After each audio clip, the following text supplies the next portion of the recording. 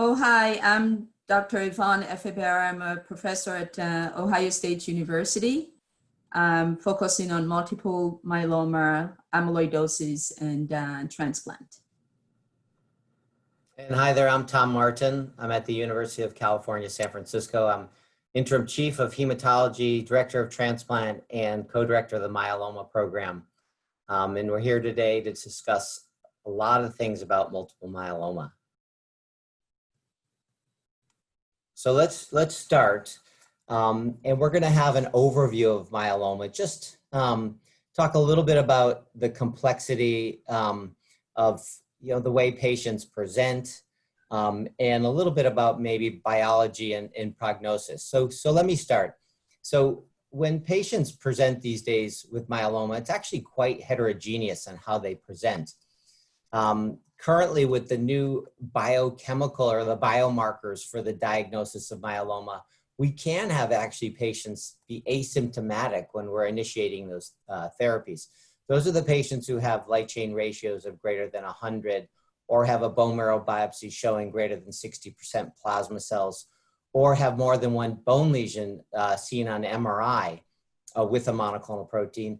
And those patients, again, are asymptomatic. But we know that within a year, they're going to develop symptomatic myeloma, so we get started right away.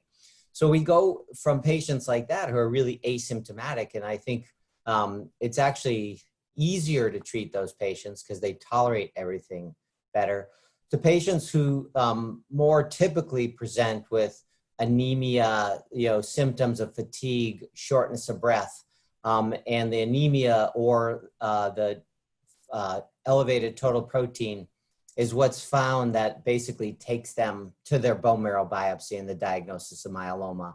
And we pick therapies a little bit based on what their clinical scenario is, to then very aggressively presenting patients who may come in with cord compression or come in with hypercalcemia or renal failure or have sepsis and are very sick due to an infection. And in those aggressive patients, really warrant very quick, basically induction therapy, a quick workup, usually a guided workup, a workup that goes much faster so that you can initiate therapy typically sometimes within 72 hours of them presenting. And those patients in general have had a worse prognosis when they present with very aggressively like that.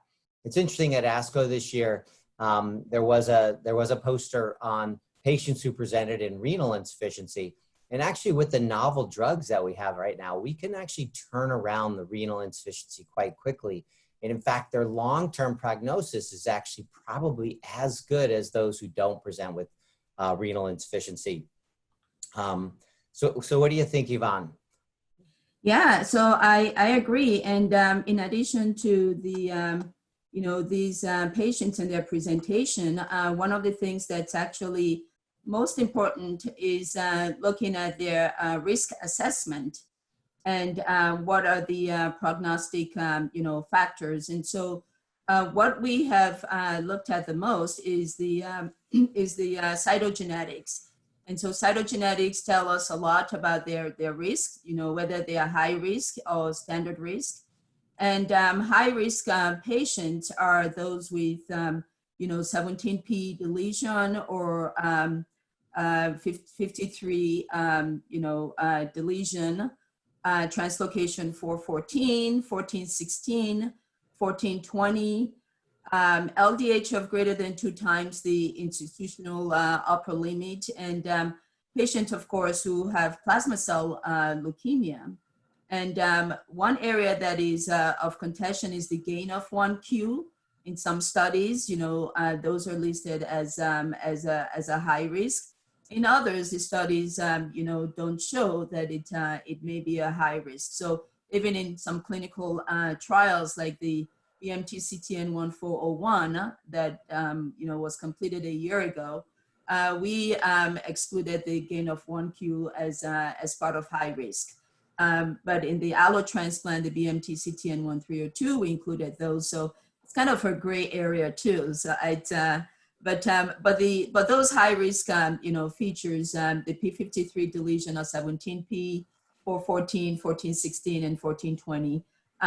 Hypodiploidy is also a high risk. And then the standard risk, you know, trisomies or hyperdiploidy, translocation 1140, all of the other, you know, mutations, you know, that we see, because you know, the treatment, what you give them initially, you know, will vary. I mean, these patients, high risk versus standard risk, you may, you know, want to, and the maintenance that you give also, and incorporating, you know, the transplant.